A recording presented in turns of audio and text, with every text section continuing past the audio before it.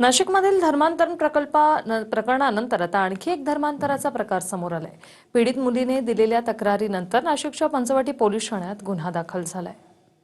नाशिकच्या आयटी कंपनीमधील धर्मांतरण आणि लैंगिक छळाचं प्रकरण ताजं असताना आता आणखीन एक धक्कादायक प्रकार समोर आलाय। एका तरुणीला बळजबरीनं दारू आणि सिगरेट पाजून अत्याचार करण्यात आलाय। तसंच तिला धर्मांतरासाठी प्रवृत्त केल्याचा आरोपही आरोपीवर करण्यात आलाय।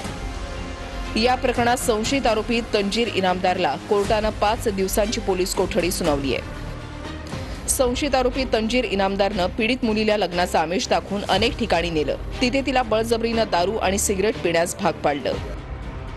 पीडिता शुद्धीमध्ये नसताना वारंवार लैंगिक शोषण केल्याचा आरोप करण्यात आलाय। आरोपीनं पीडितेच्या गळ्यातील तुळशीमाळ आणि हातावर बांधलेला धागा हा बळजबरीनं काढला। पीडितेला गजवाय हिंदचं पालन करण्यास सांगून धर्मांतरासाठी दबाव टाकला। पीडितेचे आक्षेपार्ह फोटो व्हायरल करण्याची धमकी देऊन वारंवार लॉजवर नेलं।